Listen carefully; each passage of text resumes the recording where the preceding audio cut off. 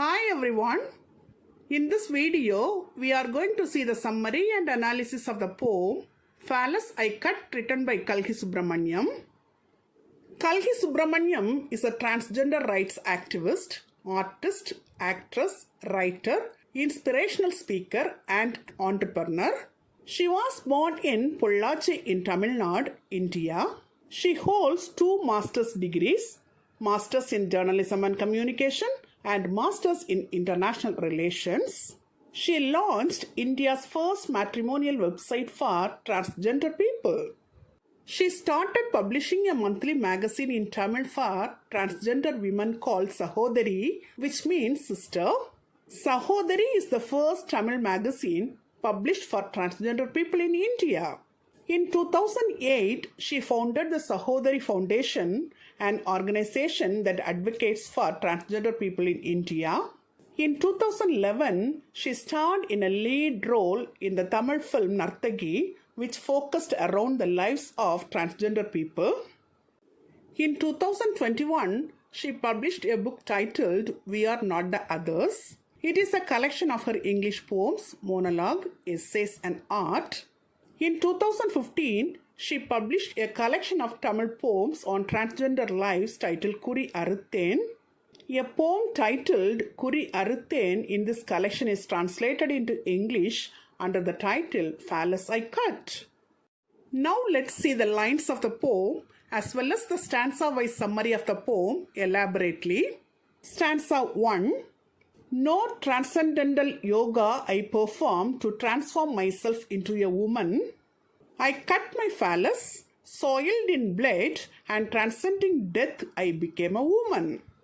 In these lines, the poet says that I didn't perform any transcendental yoga or tapas to change myself into a woman.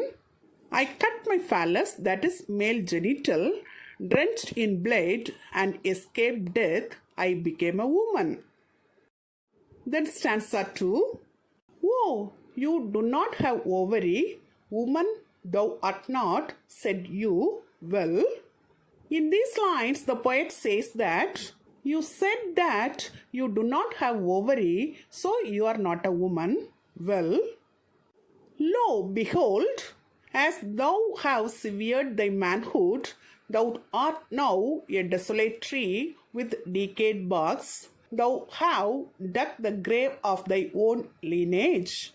In these lines, the poet says that, look, you have removed your genitalia, and so now you are a barren tree with decayed barks. You have dug the grave of your own ancestry. Now, stanza 3. Live, thou may till thy roots last. The earth that bears thee shall give up one day, as thou have not planted thy branches below, said you. In these lines, the poet says that you may survive till your roots will support you. The earth that carries you will abandon you one day, as you have not planted your branches, that is, you have not produced your offerings, said you. Well, I do not want that ovary to carry your excretions of caste and religious fanaticism. In these lines, the poet says that, well, I do not want an ovary because I don't want caste and religious prejudice to germinate in my ovary. Now stanza 4. And I do not want in my ovary the gestation of the seeds to grow into a tyrannous tree.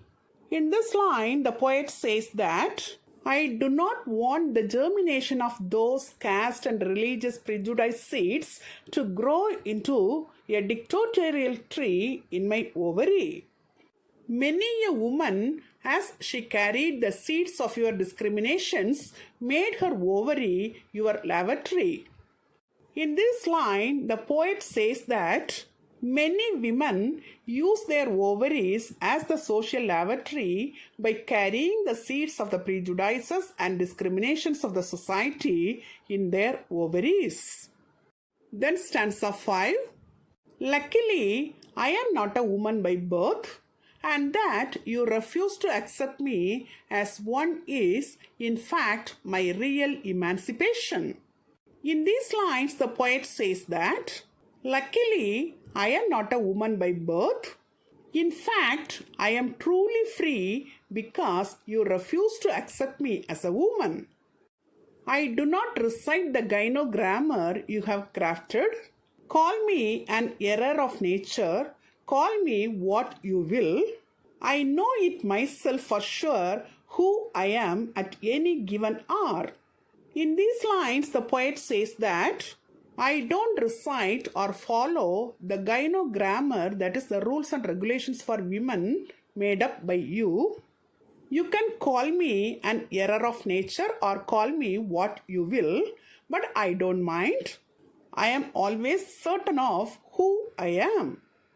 Then stanza 6. Renouncing religion, casting away caste, united as the rejected, can you live this life we live? Can you become a mother without carrying a womb? Can you become a daughter without sucking at your mother's breast? I can. In these lines, the poet asks that, can you live our way of life, renouncing religion, throwing away the caste and united as a rejected group? Can you become a mother without getting pregnant? Can you become a daughter without sucking at your mother's breast? But I can do all these things. Then stanza 7. It is the last stanza of this poem. Cut the phallus of your chauvinism and then you will know who you are. And then, and only then, you tell me that I am not a woman. In these lines, the poet says that, remove the phallus of your chauvinism and then you will know who you are. Only after that, you tell me that I am not a woman. With these lines, the poem comes to an end. Till now, we have seen the summary of the poem. Now, let us see the analysis of the poem. This poem was originally written in Tamil titled Kuri Aruthen and was translated into English titled Phallus I Cut. The poem is strong and emphasizes the difficulties that transgender people must deal with.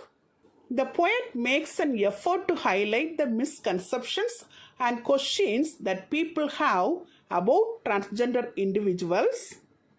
In this poem, the poet describes what it's like to be transgender and how it can be challenging for people to accept them in society.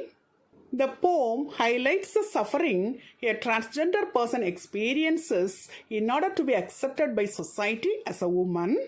Here, the poet illustrates how the society treats transgender people harshly, despite the fact that they have to fight and struggle for acceptance in their entire lives. Till now, in this video, we have seen the summary and analysis of the poem Phallus I Cut, written by Kalki Subramaniam.